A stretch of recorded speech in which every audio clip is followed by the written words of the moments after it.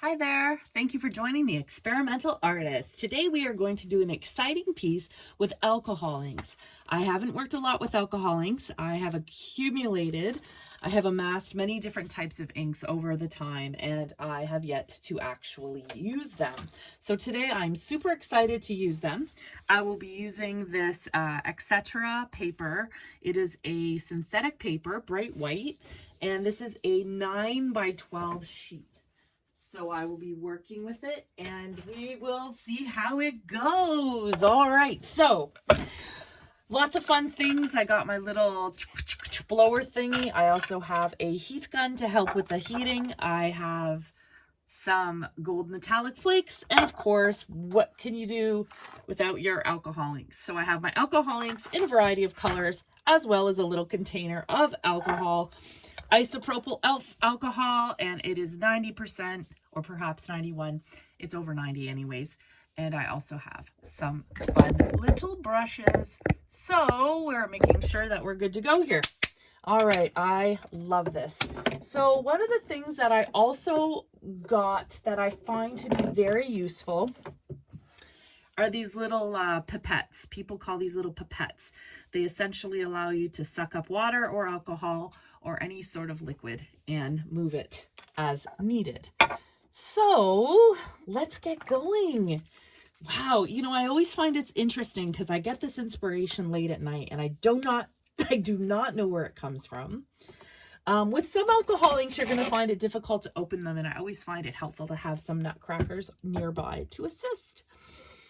So what we're going to do is very gradually. Now it's kind of scary because this particular paper that I just discussed, the one that I just mentioned to you, is not inexpensive. It's actually kind of an expensive paper. Woo! That was not intention. And so it's very scary for me to use an experiment on paper that is not inexpensive. I'm doing one color at a time. Probably I should be doing more than one color at a time, because that's where it gets interesting. The colors bleed into each other. All right, let's get some other colors here. The other day I was using my little blower thing I just used, and what's it called? I used a hairdryer or a heat gun. It was one or the other. Anyway, I prefer that to this little manual blower.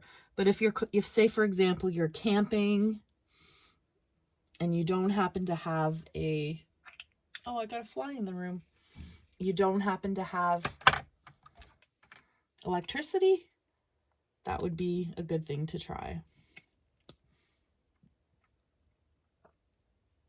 All right, we're going to mix it. And it's always nice to use at least 3 colors. Now I have a mix of some, this is called red wine. I'm not sure how it would go with this, but we never know unless we try. These are my metallics. They need a good shake. The metallic isn't too metallic-y.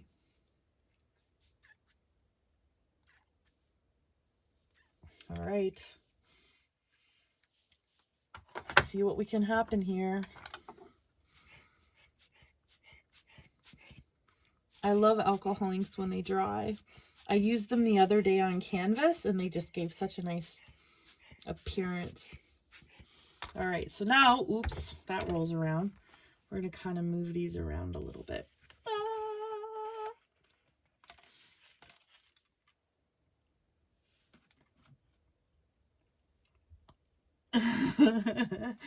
This is either going to be amazing or an epic failure.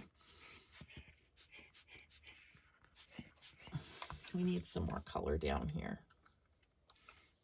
What's this? These are new ones I bought. This is a magenta. Whoa, that's not supposed to happen. There we go.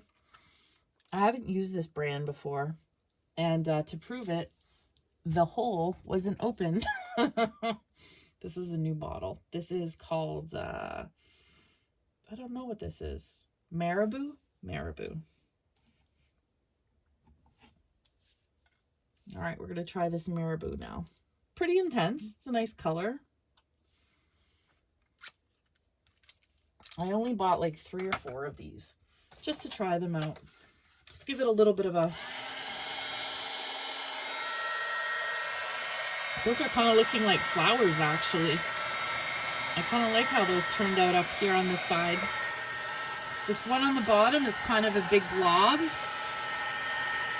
But you know what? Sometimes it's those that end up being the nicest.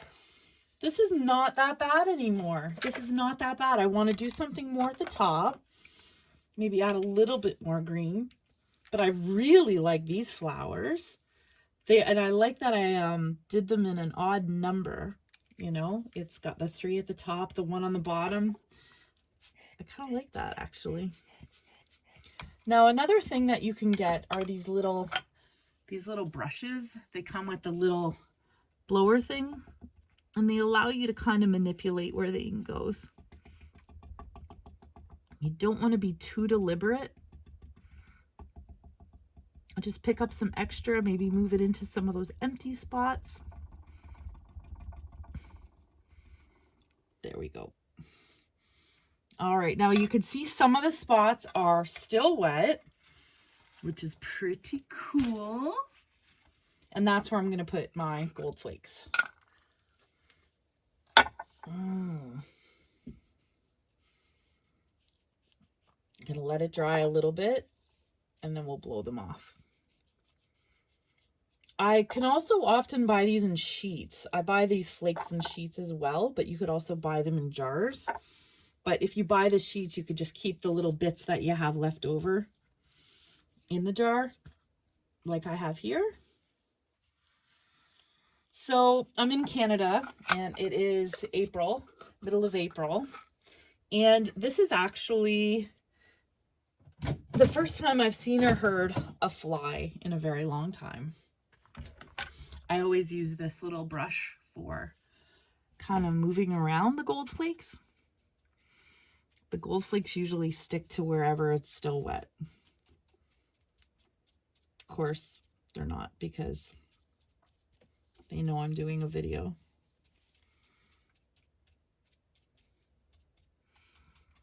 It's okay. We don't want too much gold anyway. Now what we can do is, if you get that little container out again, I'm going to take it like this. Carefully, we're going to tap. There we go. We've got some back in there, not a lot, but a little bit. You don't want to waste. That's the thing. You just don't want to waste. All right. So now I'm going to get my gold. I'm going to get my heat gun again. It's going to blow a little bit around, but it'll secure some of them to the piece a little bit more.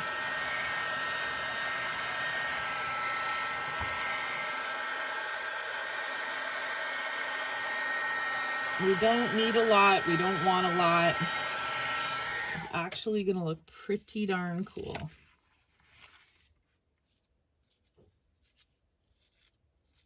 There we go. Take off the excess. Beautiful. Excellent. Now what I'm going to do is I have a really pretty, drop the lid, a really pretty gold alcohol ink I'm thinking I may incorporate in this. I'm not quite sure right now. Better find that lid before I get gold flakes all over. Found. And I'm also going to show you something I found that I love. This is a mini vacuum. And I use this thing more than anything. You could use it in the kitchen to clean your drawers. You can clean it for your little beads, your craft supplies, whatever. This thing's brilliant. It's rechargeable. And, oops.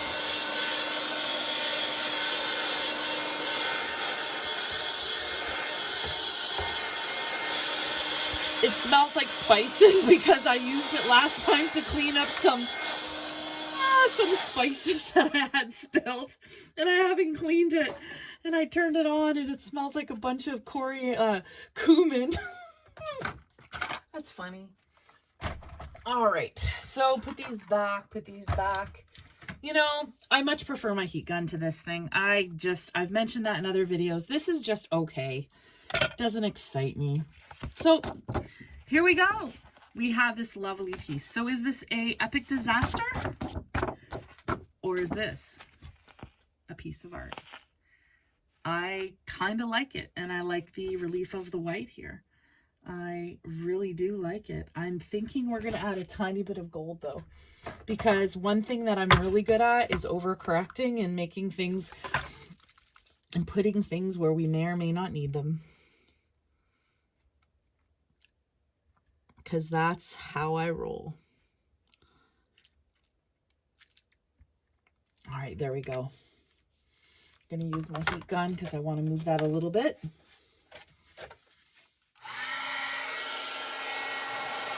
There we go. There we go. Turn the paper around. If you can't turn the gun around, turn the paper around.